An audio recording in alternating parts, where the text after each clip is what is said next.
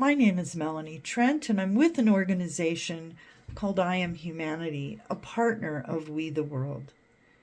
It is my absolute pleasure to introduce you to Chin Humanitarian Aid International, CHI for short. Martin Luther King would have been proud of the contribution this organization provides. And when we speak of manifesting the dream, well, listen for that piece ahead. CHI was a recipient of the Humanity Flourishing Prize at Humanity Day 2024, the annual showcase event of I Am Humanity. CHI was awarded the prize not only for their role in meeting the physical needs of the displaced people traumatized by war. It's the way that the care is delivered, the way that the people are interacted with, and their work acknowledging the trauma that needs to heal. CHI provides expressive outlets for the children, such as through their artwork, which you'll see some of here, and for the adults being able to be productive and regain some sense of agency in their own lives. CHI has provided a safe place for all of them to share their experience, their fear, all of their emotions. We at I Am Humanity recognize their role, not only for the flourishing of humanity now, but for generations to come, for the Myanmar war refugee community. My name is Marion Porteous, and I come from Wellington, the capital city of New Zealand.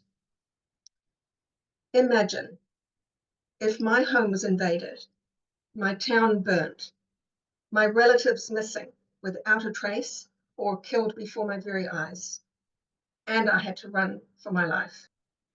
1 in 69 human beings on our planet have lost the security of their home and their country due to the atrocities of war and other disastrous events. The United Nations High Commissioner for Refugees collects and maintains data for refugees, and the percentage of refugees under the age of 18 years old at the end of 2022 was around 41% of the refugee population. It is uncertain whether the refugee communities who have escaped from northwest Myanmar, also known as Burma, are included in these statistics. In March 2021, a friend, formerly a refugee herself, originally from Chin State in Myanmar, called, crying, in despair. My family members are desperate. The houses are being burnt. The military is attacking our town. My people are running and leaving everything behind, escaping on foot, under cover, at nighttime, risking their lives. Her plea was heartbreaking, and it was not possible to turn a blind eye. The friend came to New Zealand as a refugee when she was 16 years old. She learned English, enrolled in health studies, went on to accomplish a nursing degree, and supported the New Zealand Myanmar communities by interpreting, teaching English, running homework clubs, advocating for refugees of all ethnic backgrounds in New Zealand. She was a spokesperson and an activist for the return of democracy to Myanmar. She has shown that when one action leads to a dead end, another action becomes possible. What looks like failure can be the signpost for the next road to take. The CHI board chairperson is the former refugee who came to New Zealand. Her journey has taken her through many challenging circumstances. Her experiences as a refugee motivates her, and she is passionate for her people to thrive and experience a quality of life that now appears impossible.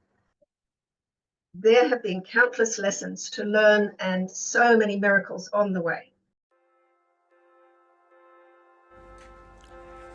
Perched on a steep, misty mountainside in Lunglei district, Mizoram, northeast India, you will find the village of Taizol.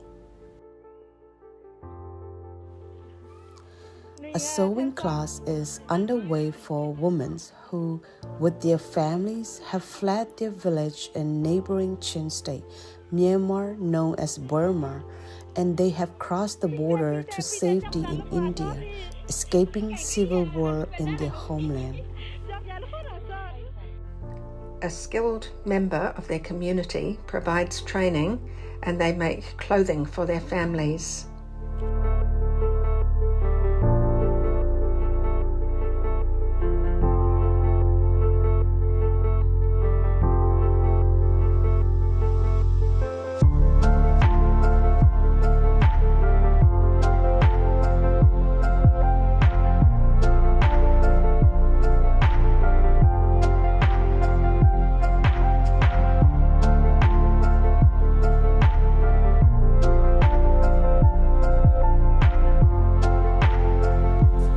They built their own workshop from bamboo poles.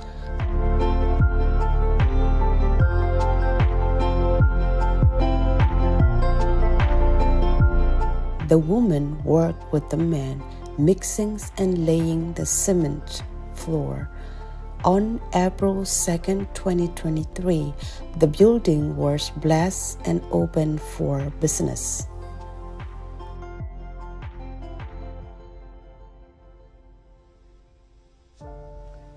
Cyclones and weather events have not made for easy settlement in their flimsy housing.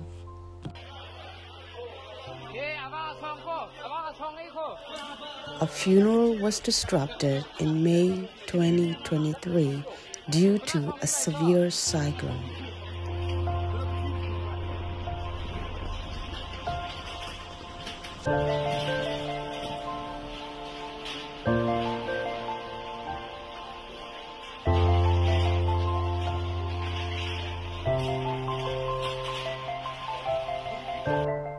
When the military junta overthrew the democratic government in 2021, villages were burnt and untold atrocities took place. Myanmar escapees have been welcomed to Mizoram, where they have set up dozens of relief camps, but humanitarian aid has been limited.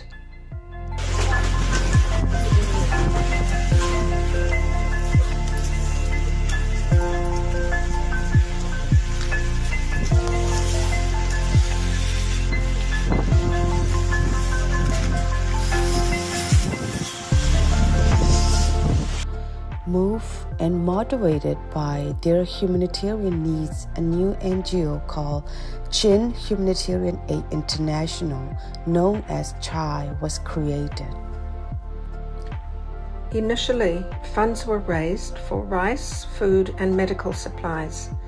Then sewing machines and water catchment equipment were purchased.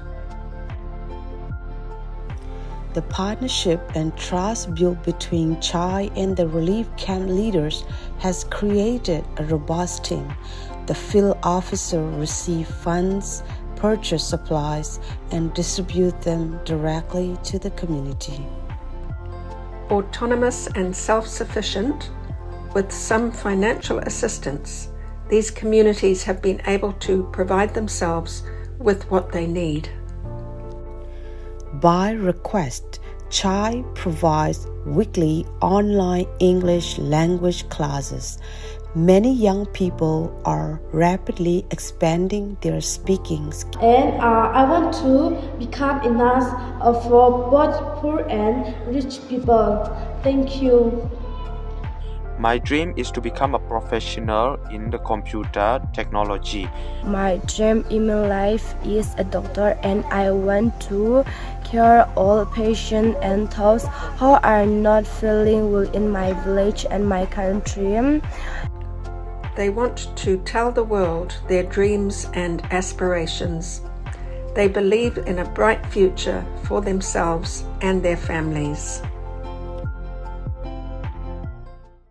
My name is Christalin Thangpawl. I am originally from Myanmar, known as Burma. I am a former refugee. I have lived in New Zealand, Australia, and now I am settled in the state with my family. I have a 1-month-old and 18-month-old son.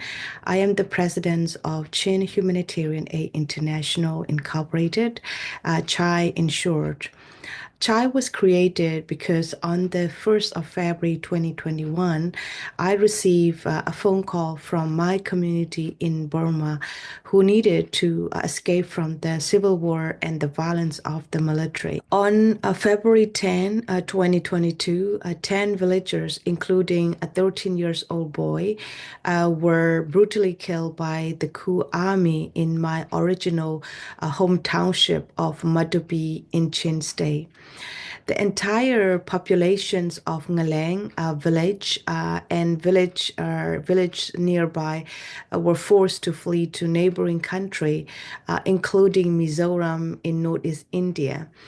And now more than 100,000 Myanmar refugees have made their way into India. I call some of my friends after the brutal killing of my former community. We decided that we had to do something. From there, we created Chin Humanitarian Aid International to support the communities who had escaped and found themselves refugee in Mizoram. The result of that phone conversation was our joint resolve to take action in spite of having no idea what the action could be. All that we had was a clear desire to contribute and to make a difference. We quickly learned that when you make a commitment, decide to take action, and share what you're up to, doors open and anything can become possible. We didn't know what we were capable of until we tried. What we learned does work. Is be in conversation when we don't know what to do next. Communicate, make requests and ask questions, share what we're up to, be transparent and fully in integrity with no hidden agendas.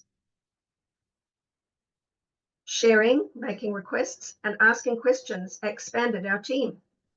When we announced the need for a website, out of the blue, a web designer volunteered his services to build a website for CHI.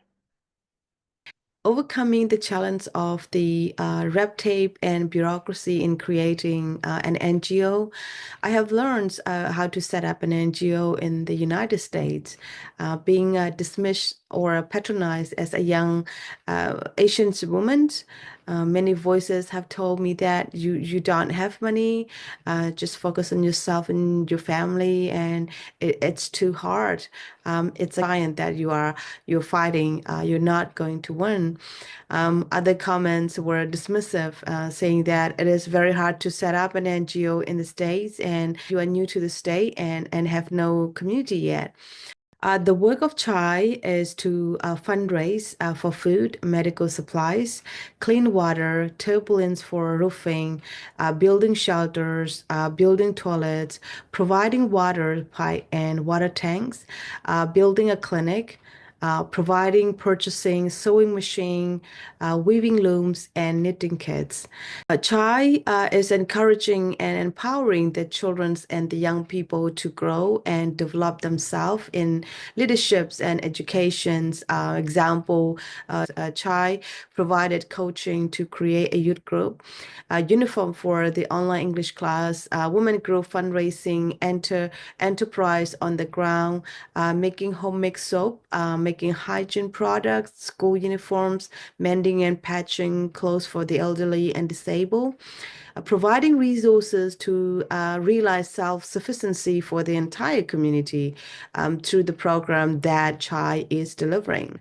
CHI has a plan to seek partner to create sponsorship programs where students will be given opportunities to further their educations either within India or overseas. CHI is looking for tertiary institutions who may offer sponsorship, scholarships, as well as supporters to contribute funds for educational purposes. Beyond these practical projects, CHI is concerned for the mental well-being of the refugee camp communities who face an uncertain future and who have dreams and aspirations that they long to fulfill. Child teams on the ground inform us that the mental health and well-being of all the family escaping the children's and young people is of their primary concern. Back home in Myanmar, life was good. Family lived prosperous life. Adult had employment. Children went to school and university. Overnight, their way of life was completely overturned, and now they find themselves in a situations where there is no employment for adults, and the children's schooling is completely disrupted for the foreseeable futures. Chai is facilitating a space for the children, young people, women, and men to feel they can step forward and that they belong in the human family, opening opportunity to allow more room to live and enjoy their life and to contribute in meaningful ways to the wider community as the global citizens. The Child weekly online English classes have given the children's confidence to express themselves in a trusting environment. They speak about their fears and loss, what they miss and what they long for. When over 100 students in the refugee camps turned up for online English classes, tutors from the United States, from India, from Australia and New Zealand all came and started to volunteer. Fundraising events expanded the network of supporters, and the ripple effect has led to growing awareness and numbers of people being included. A support network is evolving as we speak. More encouraging than what has happened with Chai outside of Mizoram is what is taking place within the refugee camps. Chai has a subcommittee of members in the field who have their finger on the pulse, and they could communicate the state of affairs in the various camps and take care of humanitarian needs. Field officers give of their time and provide pastoral care in very challenging circumstances.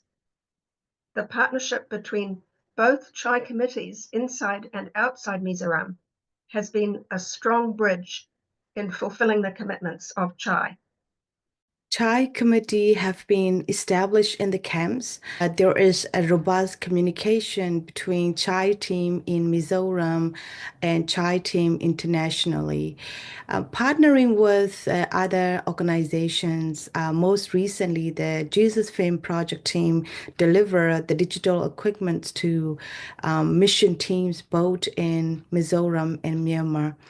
Partnering with churches from Australia, the United States of America, and other countries. Being acknowledged and recognized for our work has boosted our confidence and strengthens our resolve to continue this work. The children and young people feel that they have been included and belong to the international community. Their voices were heard in the Global Humanity Day. This platform creates a channel to access humanitarian aid resources. The not-for-profit organization I Am Humanity recognized the work of Chai at an October Humanity Day 2024, awarding a Humanity Flourishing Prize to Chai. This acknowledgement not only provided enormous encouragement to the Chai team, it also gave a voice on an international platform to refugee communities who are currently not being heard. As their expression of belonging to a global humanity, the children and young people have developed their artwork to paint pictures of their experiences of war and their journey of healing from trauma.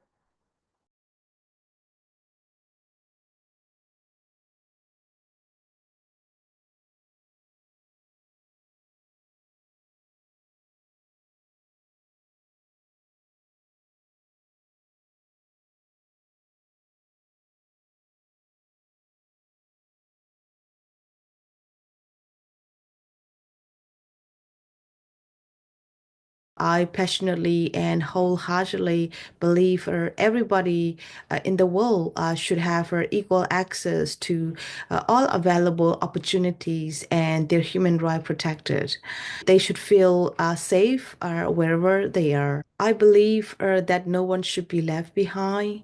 My team and I are committed to continue to advocate for our fellow human beings who, through no fault of their own, and have become voiceless, having been forced to leave their home and country. No one should be discriminated against due to their religions or ethnic background. Let us not forget the 1 in 69 on our planet who have lost the security of home and country. Let us allow them the dignity to belong and to thrive within the human family. Thank you, and may God bless you.